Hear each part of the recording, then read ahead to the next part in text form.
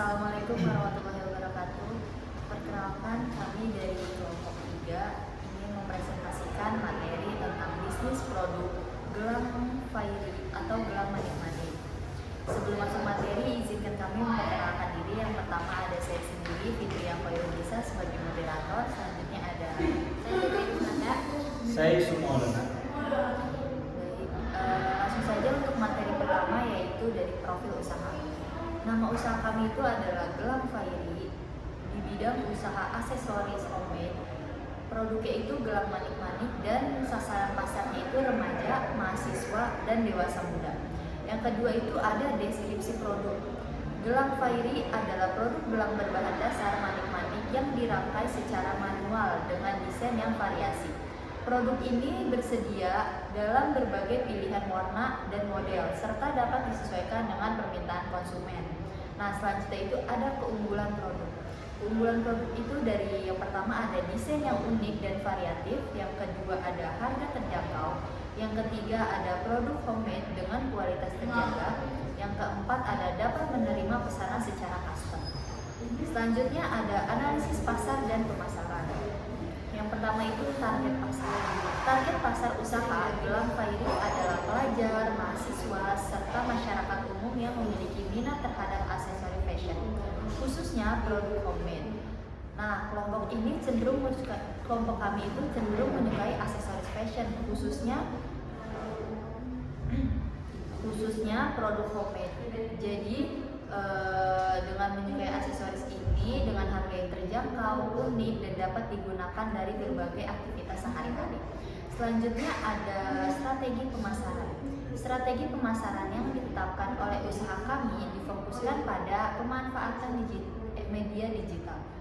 Pemasaran dilakukan melalui media sosial seperti Instagram, WhatsApp untuk menjangkau konsumen secara lebih luas dan lebih efisien. Selanjutnya itu ada konten pemasaran berupa foto, video, unggah secara rutin guna menarik minat konsumen dan meningkatkan daya tarik produk. Selain itu, usaha juga memberikan promo, diskon, dan waktu tertentu untuk meningkatkan penjualan sistem. Selanjutnya ada rencana produksi. Proses produksi gelang Fairy dimulai dari penyediaan bahan baku seperti manik-manik dan benang elastis. Setelah bahan tersedia, tahap selanjutnya adalah perancangan desain gelang yang disesuaikan dengan tren dan permintaan pasar. Setelah desain ditentukan, dilakukan proses perakitan gelang secara manual dengan memperhatikan kerapihan dan kekuatan rangkaian. Tahap akhir adalah quality control, yaitu pemeriksaan kualitas produk untuk memastikan tidak ada cacat. Selanjutnya ada peralatan dan bahan. Peralatan dan bahan yang digunakan dalam proses produksi gelang Fairy tergolong sederhana dan mudah diperoleh.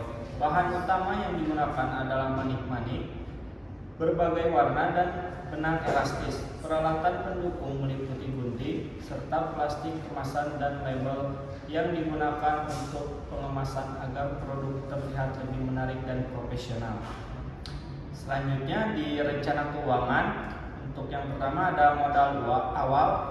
Modal awal usaha Gelang Fairy digunakan untuk pembelian bahan baku, peralatan produksi, serta kemasan produk.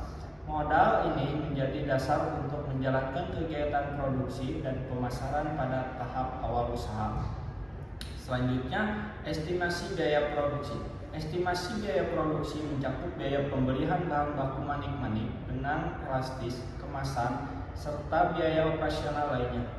Perhitungan biaya dilakukan secara sederhana agar usaha tetap efisien dan harga jual produk dapat bersaing di pasaran. Selanjutnya diestimasi pendapatan dan keuntungan. Pendapatan usaha diperoleh dari hasil penjualan gelang. Keuntungan dihitung dari selisih antara harga jual produk dengan total biaya produksi. Selanjutnya alasan memilih bisnis Gelang Fairy. Untuk yang pertama, potensi kreativitas dan ekspresi diri. Karena Anda memiliki jiwa seni dan menikmati proses menciptakan sesuatu yang indah dengan tangan Anda sendiri. Gelang manik-manik memberikan kebebasan untuk bereksperimen dengan berbagai warna, bentuk, dan desain. Yang kedua, modal awal yang relatif terjangkau. Karena dibandingkan dengan banyak bisnis lain, modal awal untuk bisnis gelang manik-manik bisa sangat rendah. Anda dapat memulai dengan membeli sedikit bahan baku dan alat-alat sederhana. Selanjutnya di fleksibilitas dan skalabilitas. Karena Anda dapat menjalankan bisnis ini dari mana saja dan dengan waktu yang fleksibel, terutama di tahap awal.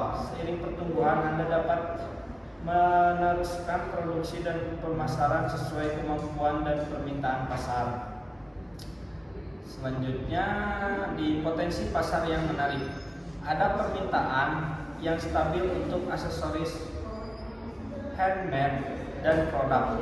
Dengan sentuhan unik, pasar untuk gelang fairy khususnya di kalangan anak-anak, remaja, dan penggemar estetik tertentu memiliki potensi yang baik. Ada potensi keuntungan karena dengan manajemen biaya yang baik dan strategi penetapan harga yang tepat, bisnis gelang fairy memiliki potensi untuk menghasilkan keuntungan yang menarik, terutama jika Anda berhasil menciptakan desain yang unik dan membangun brand yang kuat. Selanjutnya ada kepuasan pribadi dan rasa pencapaian, karena melihat kreasi Anda disukai dan dibeli oleh orang lain dapat memberikan kepuasan pribadi dan rasa pencapaian yang tinggi. Selanjutnya ada strategi SWOT atau analisis SWOT, Strength, Weakness, Opportunity, Threat untuk bisnis produk gelang fairy.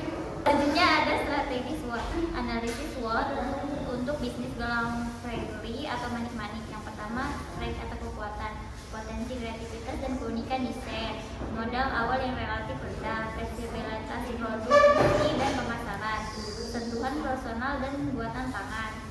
Selanjutnya ada potensi margin keuntungan, target pasar yang spesifik, kemudahan penjualan online. Yang kedua ada weakness atau kelemahan, skalabilitas produk terbatas, potensi persaingan yang tinggi, ketergantungan pada kreativitas individual, manajemen inventaris bahan baku, potensi pemalsuan atau peniruan desain, keterbatasan sumber daya awal, dan persepsi nilai produk. Yang ketiga ada opportunities atau peluang, tren produk handmade dan DIY yang meningkat, pertumbuhan e-commerce dan media sosial. Yang ketiga ada opportunities atau peluang, tren produk handmade dan DIY yang meningkat, pertumbuhan e-commerce dan media sosial.